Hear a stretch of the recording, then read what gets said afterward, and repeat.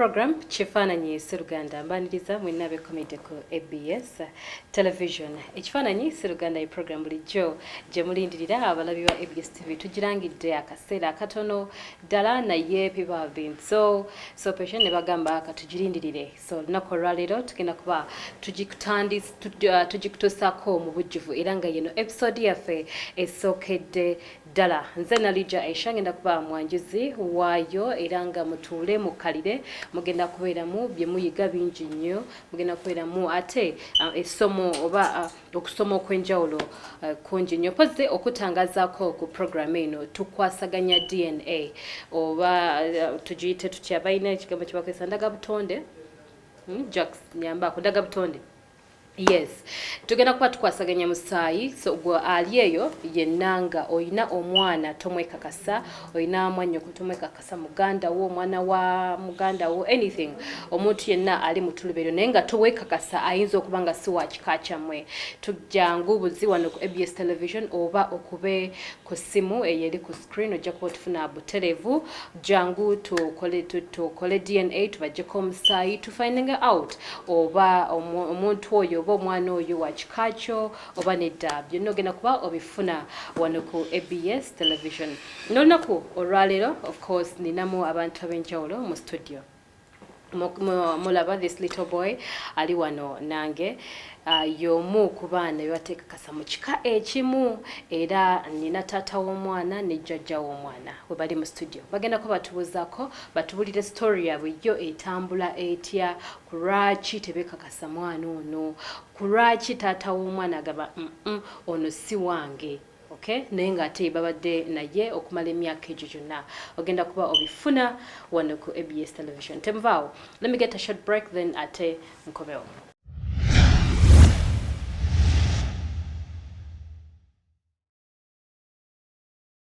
Okay, yes, tutanze program eno kantandike ndowooza ne jjajja w'omwana kuba yamukuzizza okusinga.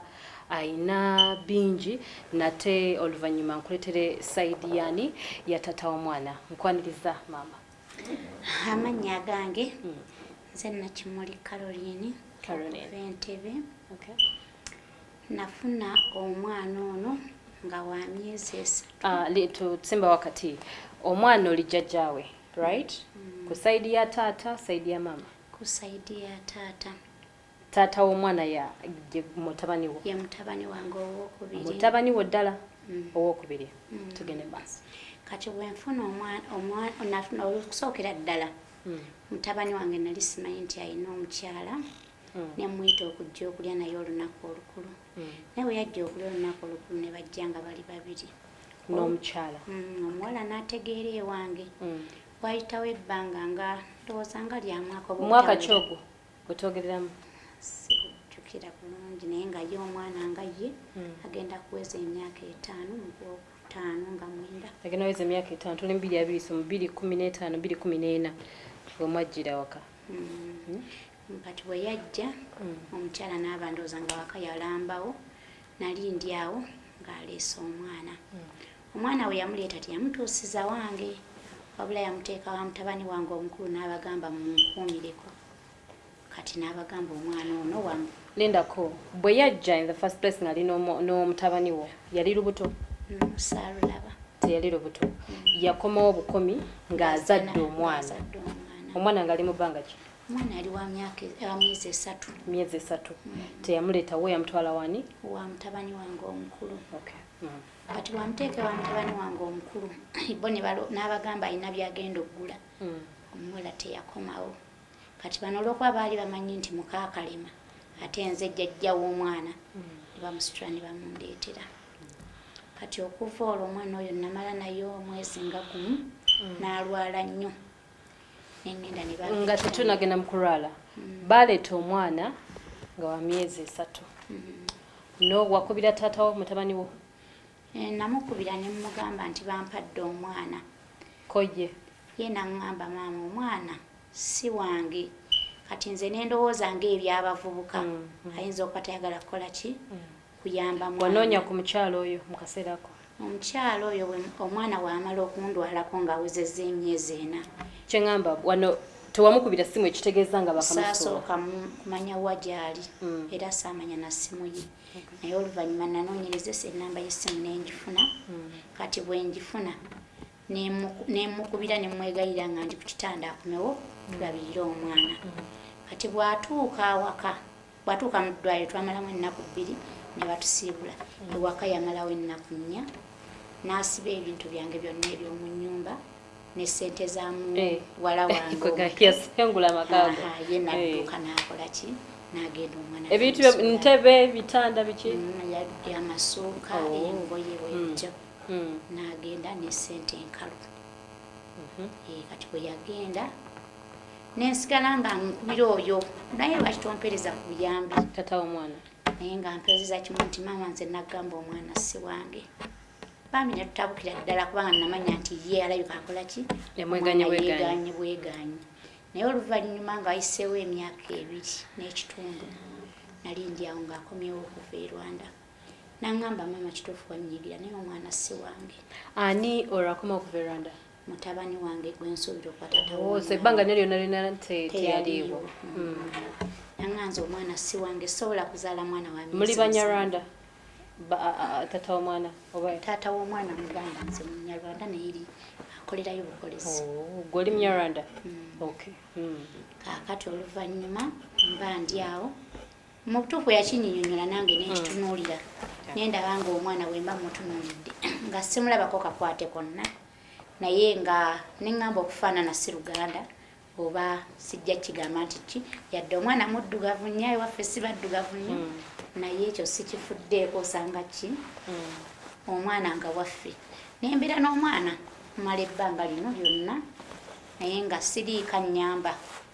nga ne taata w'omwana yeyaganira dde atamuteekangamu yadde ennusu 10 kye sikimanyi gwe oteekamu nga jjajja kati omukyalo ono waddamu kono omunoonyako anywhere omukubidde ku simu or something bwe namukubirako essimu yasembayo yantegeeza kimu naŋŋamba maama nakola ensobi naye ebintu byannyonoonekako naye ŋŋenda kuleeta ssente za mulamu awo yakoma essimu sikitegedde ŋŋamba omukyala maama w'omwana bwe njogera naye aŋŋamba nti kituufu yansobya naye ajja kudda alaba omwana asobole n'okundeetera ssente za mulamu we zeyabba zeyabba ng'agenda kati okuva olwo essimu n'agikyusa era ngiina naye musajja yagikwata ate ye agamba bamuguza essimu n'ennamba yamu bamuguza essimu n'ennamba yamu kati ogambe mwana agenda kukweza emyaka 5 right kuraki all along obadde towuliriza mutabani wo nti omwana akuba omwana bulijjo agamba omwana si wuwe nga gugamba ki ayinza okuba waffe why now kuraki waliwo akantu konna akazewo akabuuse kosinzidde ogamba nti obuusebuuse omwana kati omuntu yenna azadde omwana yagamba nti omwana wange naye kati nze omwana mmulera ng'omwana naye kati nange mmanyi nti omwana mu butuufu taliiko ki kitaawe kubanga siina bukakafu ate nga ne ssente sizirina nesente tozirina so ozera nsonga taata w'omwana agambye nti si bube omwana agamba nti si bube naye nga nze bw'otunuulira omwana ono talina gwafaanana waabwe taata we wuno wano omwana ono talina waabafaanana naye nga bo obuddugavu bwewaabwe obuddugavu obwo naye waabwe gye buli ewaabwe wa mwana wange gye nabazaala n'obuddugavu gye buli naye nga ye omwana bwe mba mutunuulidde buli kyemutunuulira kyonna talina kyafaanana kati olina kiwakonyeeko manyi mutera okwekwasa nti omwana olwokuba yalwala yakola atya tekikuleetera okuba nga okuva olwo yalwala otaddangamu kulwala kubi taddangamu kulwala kubi omukyala toyinayo muntu yonna yali avuddeyo n'agamba nti tokuba mukwano n'agamba nti omwana wange anything kaakati oluvannyuma lwa byonna omulenzi bwajja nanyinyonnyola naŋŋamba baali mu kalyo kino y'omuwala nga mulimu omuvubuka gwe bayita Saamu abakubira ebidongo oluvannyuma ne bamugamba nti akola ki yayagala ku muwala oyo ayinza okuba nga ye nannyini lubuto nafuba nnyo nga bwe nsobola ne mbiteekamu ssente ne nnoonya omuvubuka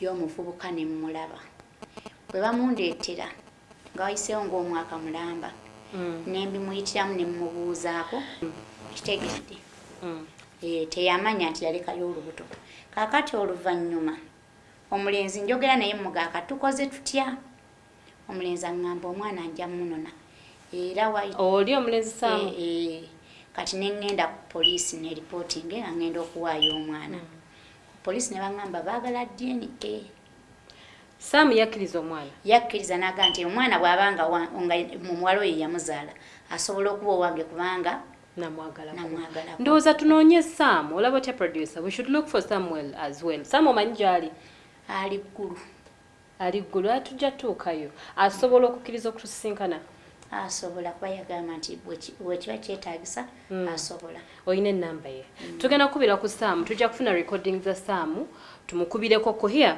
program eno nga tennaggwa tusobole okutegeera ye ayogera ki ku nsonga eno kuba kale ate waba ayingiddemu Saamu ye teyeegaana mwana omukyala yakola ki yaliko naye mu mbeera emu oba endala eno ye story ya maama abalabi nga netunagenda wala nnyo ngenda kuba mbaleetera taata w'omwana ndi naye mu studio y'omukulu ono agenda kuba atubulira amannya ge engeri gye yamiitingemu omukyala oli atubulira amannya ga maama yani tukowole maama waba gy'ali naye aveeyo era atubulire ku story ya Saamu naye kyembuuza mu kulaba okwammwe for now weno we tutuuse omwana bw'omutunulira yani erinnya Mukisa